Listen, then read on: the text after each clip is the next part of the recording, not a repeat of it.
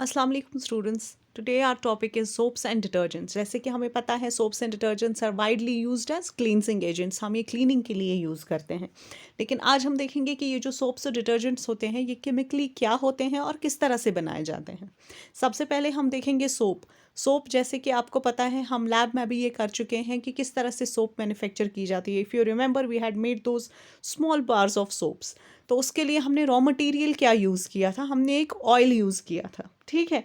तो chemically basically soap होती क्या है? Soaps are the sodium salts, sodium और potassium. They can be sodium और potassium salts of carboxylic acids. ठीक है। अब आपको पता है अगर हमने रॉ मटेरियल वहाँ पे ऑयल लिया था, पिछली बार हमने पढ़ा ऑयल क्या होता है, they are long chains of hydrocarbons. The higher hydrocarbons और कार्बोक्सिलिक एसिड्स जो फैटी एसिड्स होते हैं वो ज़्यादातर ऑयल्स और फैट्स में प्रेजेंट होते हैं। दे कैन बी सैचुरेटेड और अनसैचुरेटेड।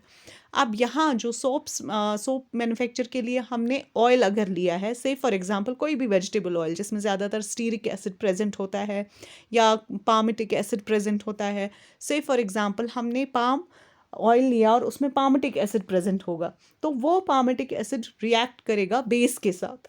ठीक है। अब देखिए ये कैसे होता है। Say for example we have taken an oil that contains palmitic acid, for example palm oil etcetera, इस तरह से। ठीक है। C15 अगर है इसमें तो ये पामिटिक एसिड है। ठीक है। और ये H31 होगा यहाँ पे। We don't have that much space basically here. It's not.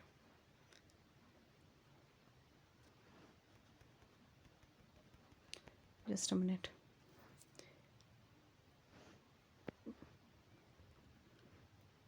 Okay, it will be like this. C15H31, यहाँ पे C15H31 और यहाँ पे C double bonded O, C15H31। ठीक है। अब यहाँ पे ये देखिए आप COO, ये मैंने आपको पिछली बार भी बोला था ये कार्बोक्सिलिक एसिड होता है। ठीक है। यहाँ पे H रिप्लेस हुआ है R से। Okay, now it will combine with NaOH। ये ऑयल है, ये वाला जो है ये ऑयल है, और इस ऑयल में हमने जो लिया है इसमें कौन सा एसिड प्रेजेंट है? Palmitic acid. ठीक है। ये जो सारे सोप्स वगैरह हम लेते हैं इसमें हम कौन सा ऑयल ले सकते हैं या क्या किस तरह के हाइड्रोकार्बन्स प्रेजेंट होते हैं? They are those that contain carbon 10, मतलब ये हायर कार्बन चेन्स होती हैं, हायर कार्बोक्सिलिक एसिड्स होते हैं जिनमें कार्बन का नंबर कम से कम 10 से ज़्यादा हो। यहाँ पे आप देखिए कार्बन का नंबर C15 है, सो इट्स मोर देन 10। अब अगर C16 है, C17 भी हो सकता है, ऑयलिक एसिड हो सकता है, स्टीरिक एसिड हो सकता है, लिनोलिक एसिड हो सकता है, पामिटिक एसिड हो सकता है। अगर आपने किसी सोप के पीछे देखा होगा तो वहाँ पे मेंशन किया हुआ होता है कि वो कौन सा सॉल्ट उसमें प्रेजेंट है। ठीक है। अब कार्बन का नंबर 10 से ज़्यादा होता है मोस्टली। लोअर कार्बन हाइड्रोकार्बन्स नहीं होते, they are higher carboxylic acids जिसमें कार्बन का नंबर, हायर हाइड्रोकार्बन चेन्स होती हैं जिनमें कार्बन का नंबर 10 से ज़्यादा हो। यहाँ पे कार्बन 15 है। ठीक है। तो ये पामिटिक एसिड है। This is palmitic acid. ठीक है। अब ये रिएक्ट करता है सोडियम हाइड्रोक्साइड के साथ जो बेस है। ठीक है। अब देखिए यहाँ पे H तो लगाया ही नहीं मैंने। CH2, it's looking so dirty. तो मैं थोड़ा सा इसको I will rewrite it. CH2,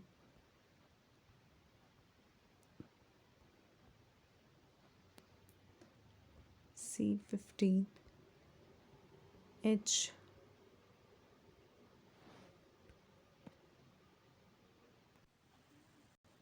okay, so I feel this way you can understand bit better, क्योंकि वैसे वो दैट वाजंट रियली क्लियर। यहाँ आप देखिए ये पामेटिक एसिड है, इट कंटेन्स C15 कार्बन्स, ठीक है। अब यहाँ पे हमने सोडियम हाइड्रोक्साइड के साथ इसको रिएक्ट कराया। अब क्लीवेज जो है वो इस वाले बॉन्ड की होती है। क्लीवेज मतलब the bond that breaks is here, ठीक है। और यहाँ वाला सोडियम हाइड्रोक्साइड से अलग हो जाता है। अब होता क्या है, इस वाले के साथ ये हम ऐसे ही लेते हैं, will take it as such, और यहाँ पे वी पुट इट हेयर, ठीक है। और यहाँ पे ये सारा जो है ये अलग हो जाता है, क्योंकि ये पूरा बॉन्ड ब्रेक हो गया, तो ये सारा पोर्शन जो है ये अलग हो गया इससे। अब इसकी जगह पे क्या आ जाता है, CH2 बॉन्ड करता है इस वाले OH के साथ। So on the 3 carbons comes OH here, यहाँ OH, यहाँ OH और यहाँ OH के साथ बॉन्ड। सो ये कितने मॉलिक्यूल्स हैं, they are 3 molecules of sodium hydroxide. यहाँ पे एक OH, यहाँ पे एक OH और यहाँ पे एक OH, ठीक है। इसको हम कहते हैं ग्लिसरॉल। और इसके साथ और क्या बनेगा, अब जो ये वाला पोर्शन यहाँ पे रह जाता है, दिस वन, ये वाला पोर्शन जो रह गया, बेसिकली दिस R, ये जो R है ये मैंने इसकी जगह पे लिखा है, ये R है, ये basically C15H31, so the R is C15H31। ये R C15 की जगह C17 भी हो सकता है, जनरलाइज करके हम R लिखते हैं, but in this case the R is this. यहाँ पे जो R लिखा है ये बेसिकली ये है C15H31, ठीक है। अब ये तो हो गया, यहाँ वाला बॉन्ड ब्रेक हुआ और हाइड्रोक्साइड के साथ वो मिल गया और उसने ग्लिसरॉल बनाया।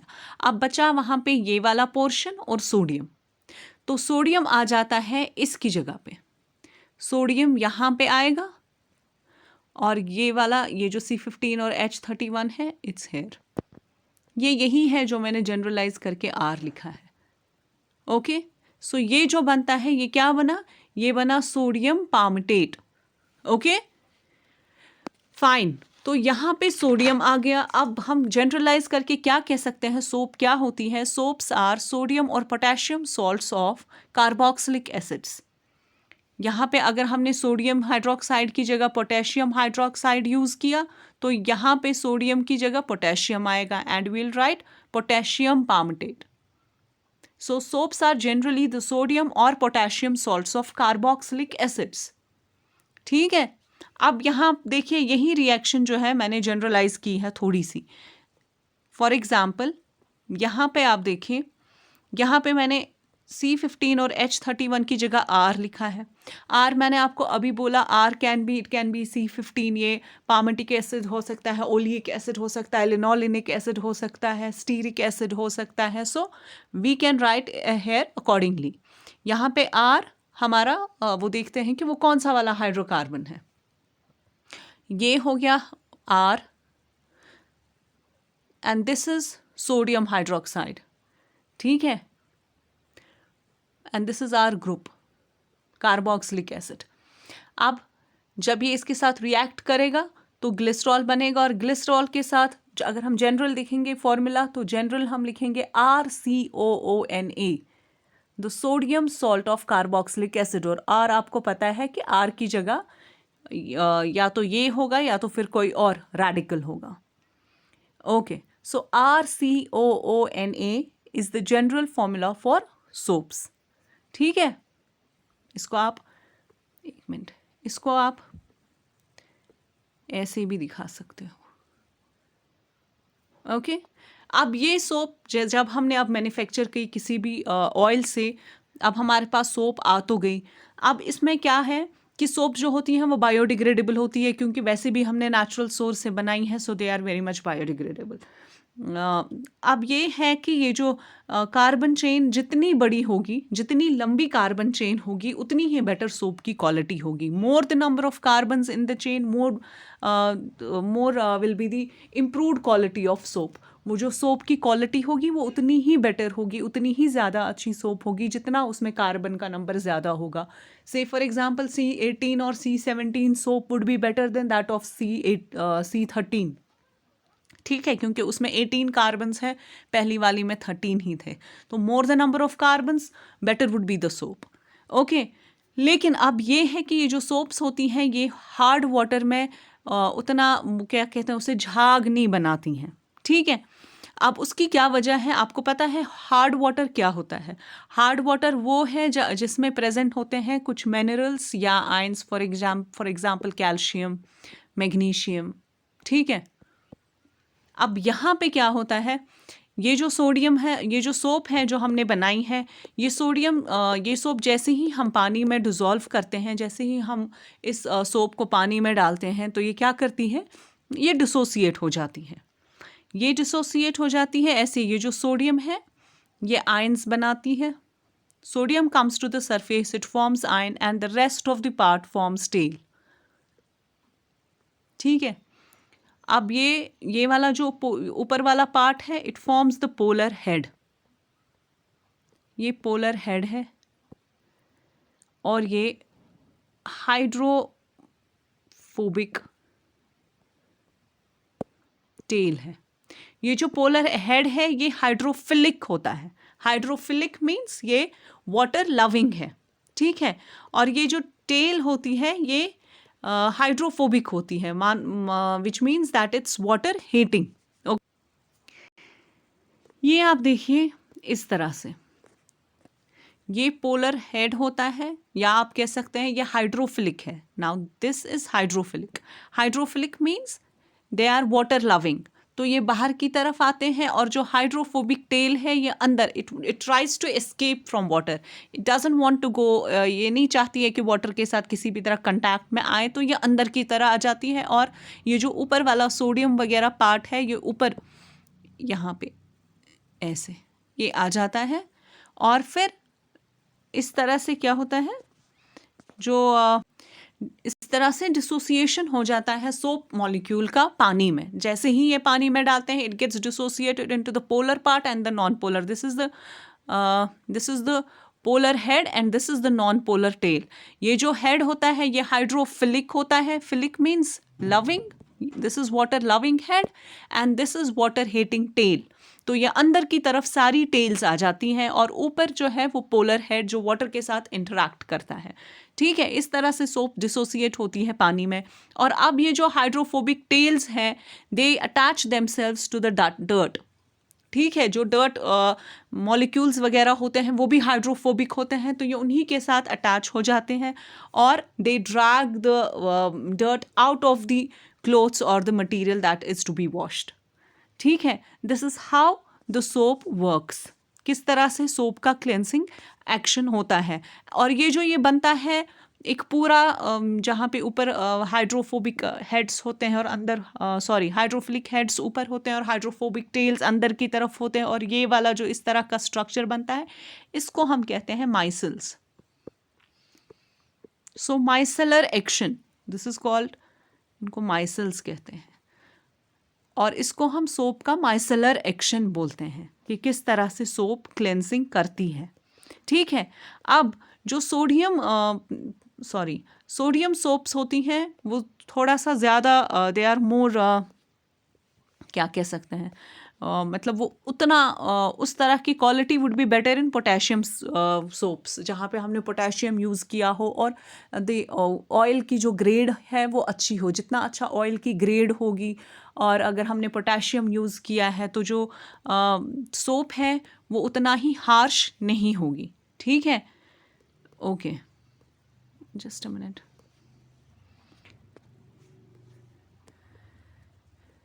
Fine,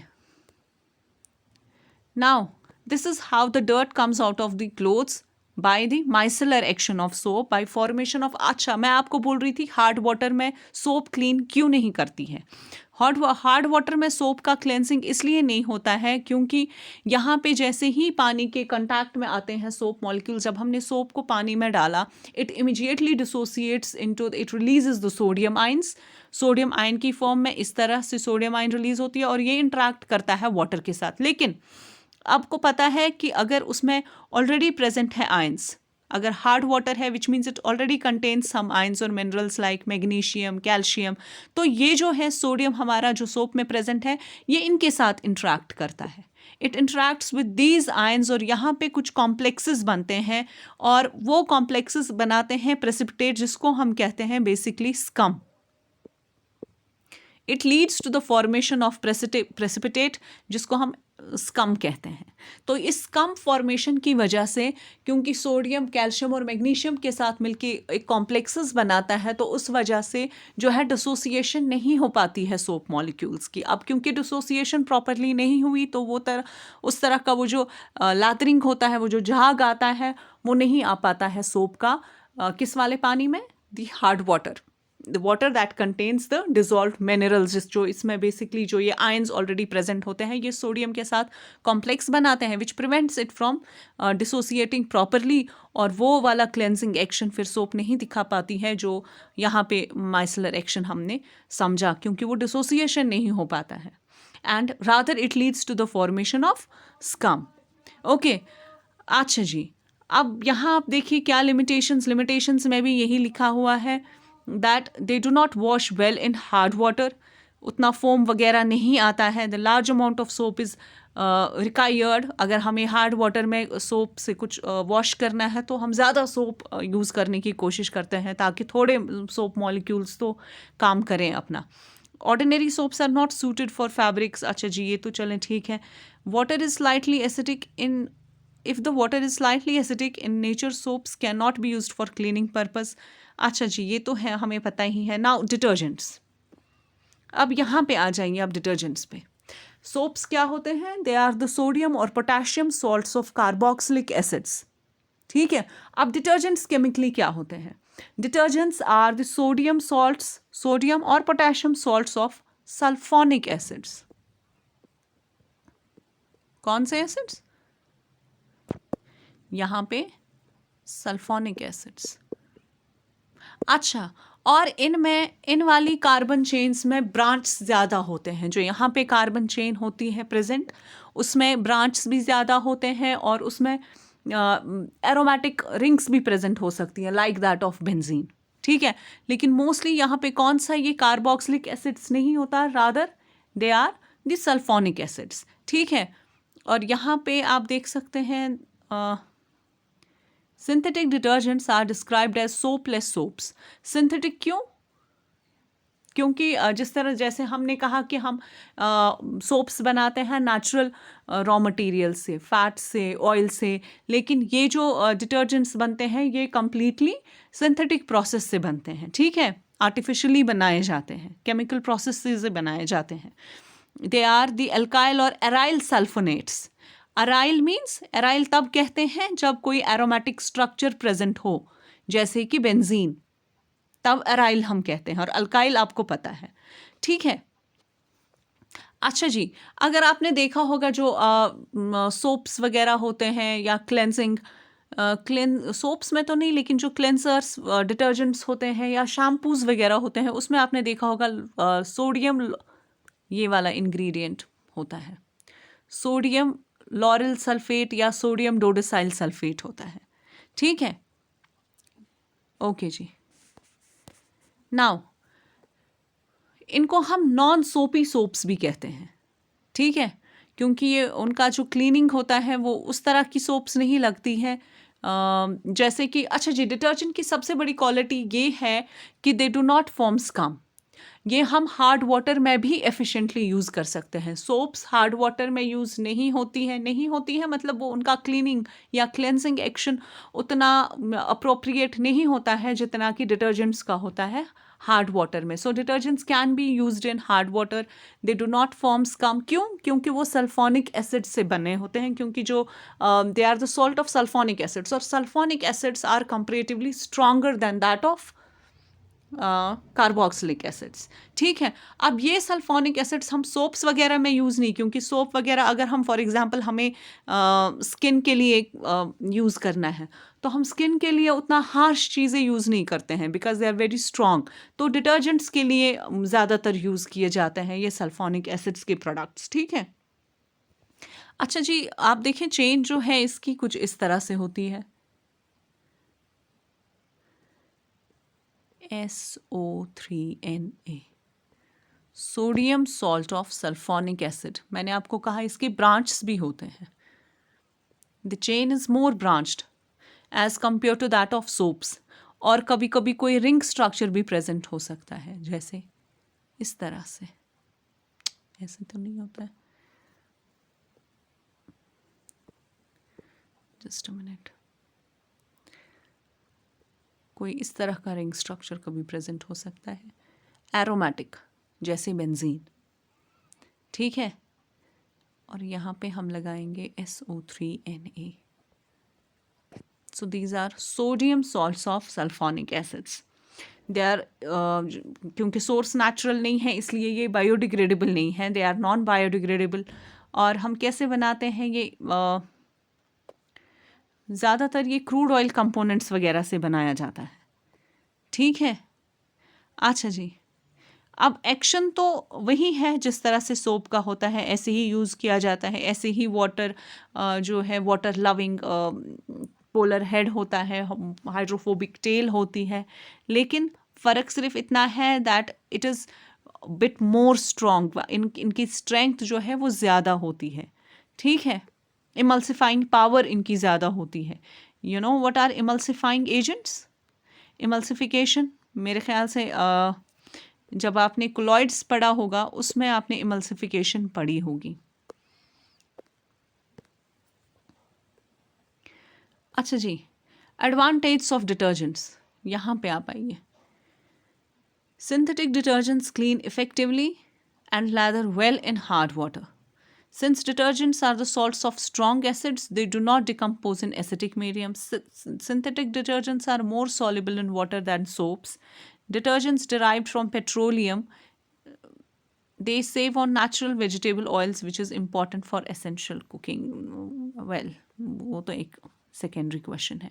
now what are the disadvantage? Disadvantage ये हो सकता है कि ये थोड़ा सा कभी कभी दे आर, क्योंकि डिटर्जेंट्स आर बिट हार्श हो सकते हैं. तो ये यहाँ पे आप देखिए, इसने लिखा है they tend to inhibit oxidation of organic substances in waste waters because they form sort of envelope around them. क्योंकि ये नॉन बायोडिग्रेडेबल होते हैं, तो which is why, non biodegradable होने की वजह से they inhibit the oxidation of organic substances. Inhibit means कि वो उनकी डिकम्पोजिशन प्रॉपरली नहीं हो पाती है.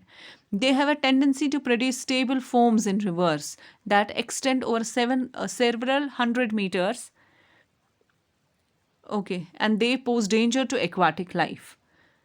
Their elimination from municipal wastewaters by usual treatment is a problem. क्योंकि ये बायोडिग्रेडेबल नहीं है, तो इस वजह से वाटर की जो हमारा नॉर्मल फ्लोरा फौना होता है, वाटर बॉडीज़ की जो लाइफ होती है, एक्वाटिक लाइफ है, that may be at risk because of the use of excessive detergents, या वो भी जो उसका वो वेस्ट जितना भी जाता है पानी में उसकी वजह से. ठीक है.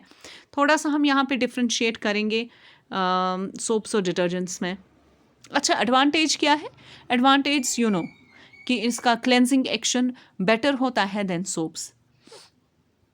ओके, और बाकी सारे भी यहाँ पे दिए हुए हैं, या आप कर सकते हैं खुद ही. Now how do we differentiate? Differentiation कैसे होता है? एक minute. They are the sodium salts of long hydrocarbon like alkyl sulphates और बेंजाइल सल्फोनेट्स. और यहाँ पे ये कौन सा एसिड होता है? हायर फैटी चेन एसिड्स, जिनको हम कार्बोक्सिलिक एसिड्स कहते हैं. तो जनरलाइज करके हम बोलें तो सोप्स में carboxylic acids, they are the derivatives of carboxylic acids, while as detergents are the derivatives of sulfonic acids. Okay, they can be prepared from vegetable oils. Soaps, they can be prepared from vegetable oils and animal fats, while as the detergents are prepared from hydrocarbons of, वही जैसे मैंने आपको अभी कहा कि crude oil के कुछ component से बनता है ये detergent. Okay, now soaps cannot be effectively used in hard water, while as detergents can. They cannot be used in acid solution soaps, while as detergents can be used. ये biodegradable नहीं होते हैं detergents, while as soaps are biodegradable, and also the cleansing action of detergents is better than that of soaps. Okay. Now I don't think कि इसमें और कुछ इससे ज़्यादा करने की ज़रूरत है आपको. I don't find something that's इतना मेरे ख्याल से काफ़ी है इसमें। मोस्ट इम्पॉर्टेंट जो इसमें ज़्यादा इम्पॉर्टेंट है वो है मैन्युफैक्चरिंग कैसे होती है, रिएक्शन क्या है वो आपको याद रखनी है, and then how it works in water, how do they form those micelles in water, that is because of the dissociation. किस तरह से डिसोसिएशन होती है पोलर हेड में और नॉन पोलर टेल में, और किस तरह से वो माइसल्स बनते हैं। यहाँ पे पॉजिटिव चार्ज आ जाता है, और अब जब ये सोडियम बाहर निकल जाता है पानी में तो यहाँ पे रह जाता है इसको नेगेटिव चार्ज। ठीक है, so this is more important in the topic, और बाकी का तो उतना है नहीं इसमें। Just that you should be knowing कि किस तरह से, और बाई प्रोडक्ट इसमें क्या होता है प्रिपरेशन में, ग्लिसरॉल, जिसको आप फिर ग्लिसरीन वगैरह भी कहते हैं। ठीक है, तो मेरे ख्याल से इसमें इतना काफ़ी है। Thank you.